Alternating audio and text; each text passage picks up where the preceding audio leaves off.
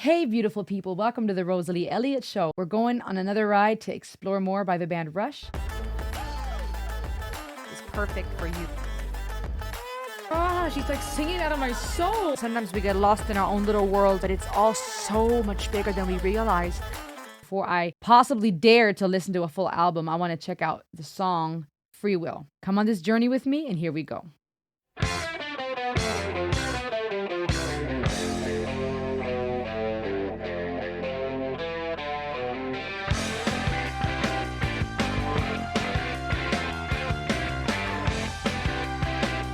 The time signatures are just nuts.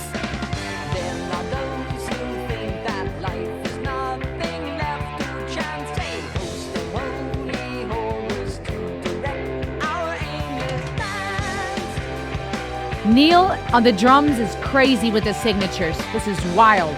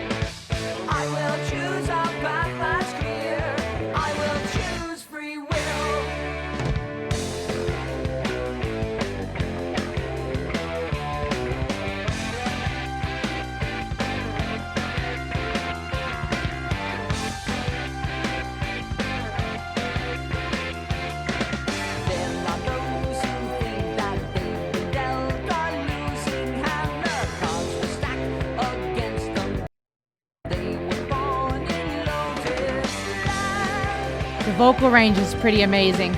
His range, you guys, and I have to pause now and then. Bear with me for those who would prefer whenever I listen fully. I try, but there's a lot going on YouTube lately, and I have to be very careful with these claims and strikes and whatnot. So I want to talk real quick. The time signature by Neil Peart are phenomenal.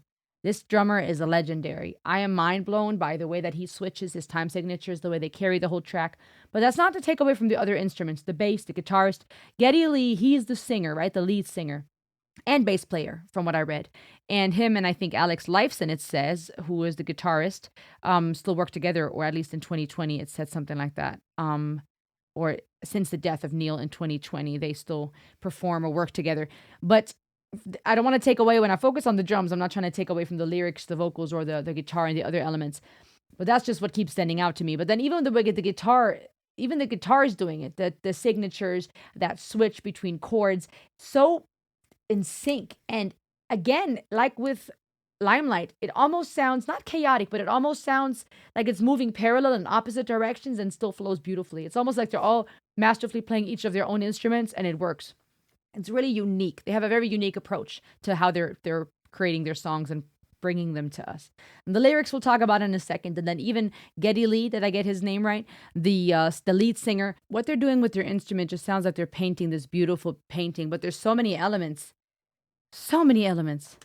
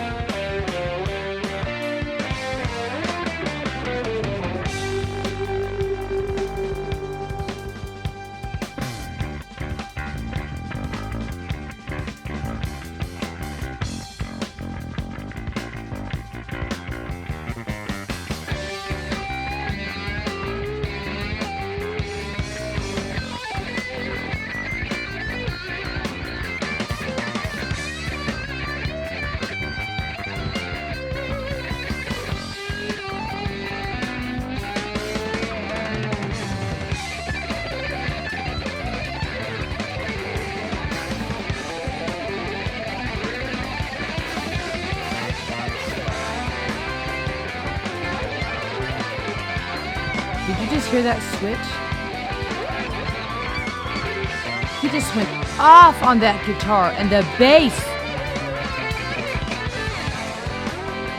This is wild. And now, my mind can't compute right now. This is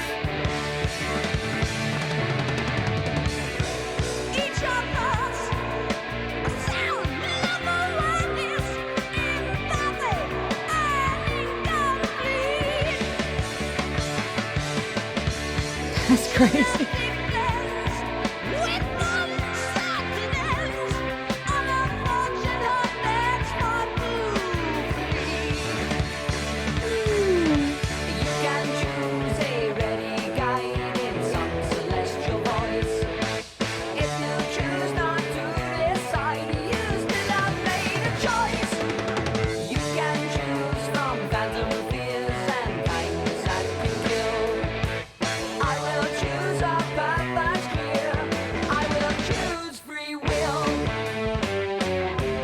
Ba-da-da-da-da. That was catchy.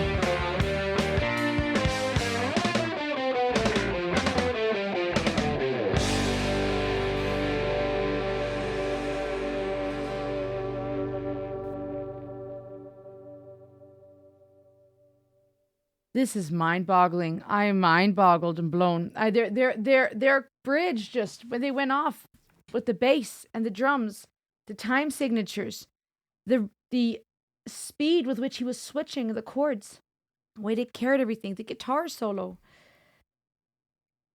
They are really, really, really good.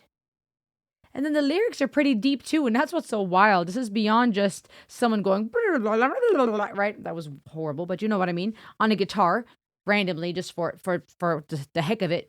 It beautifully worked parallel and in contrast with, but still fit to what the bassist was doing and the drums. I mean, just wild. Then to go back to the chorus, and then to still have these very memorable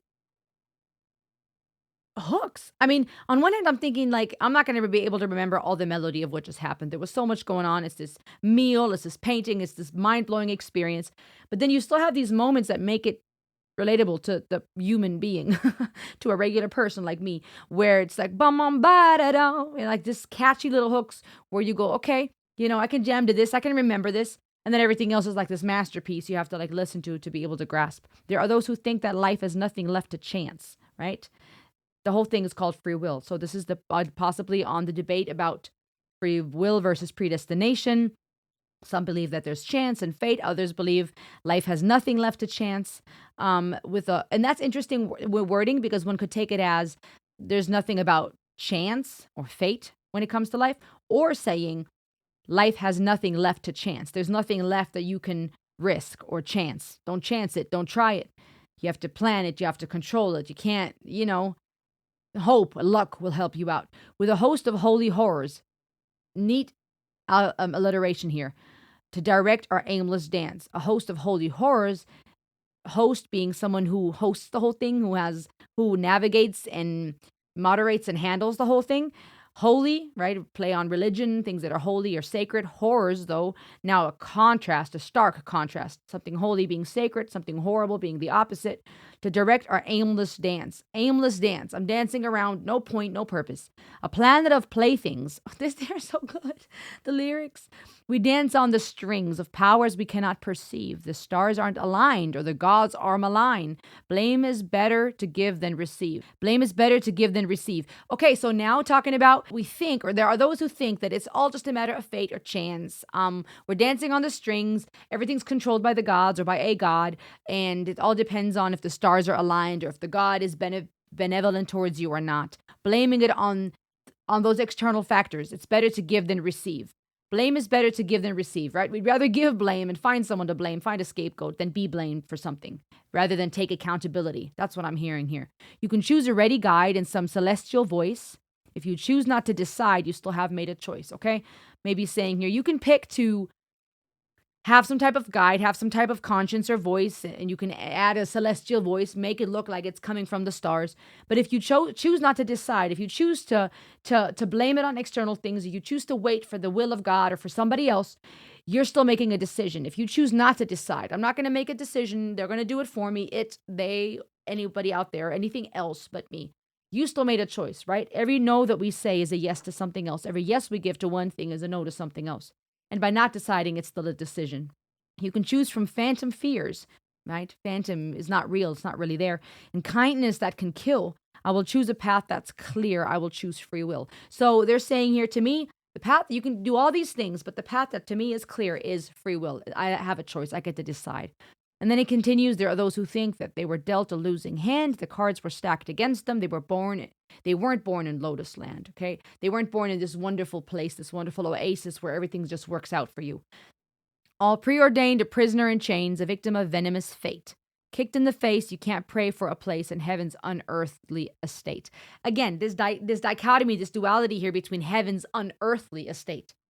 These play on words, double entendres, alliterations, and then just to poetically paint this picture of there are those who think that that's it, right? It's either fate, it's something celestial, it's the gods, it's all preordained, it's all been decided, or what?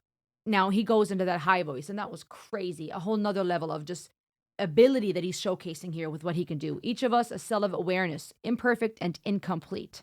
Each of us is a cell of awareness. So he's tapping into the more biological aspects of it, right? We're cells, we're bodies, we're people, but we are aware. We're imperfect, we're incomplete, right? We're human. Genetic blends with uncertain ends. We don't know the end. We don't know when our time will come. We don't know where we're headed.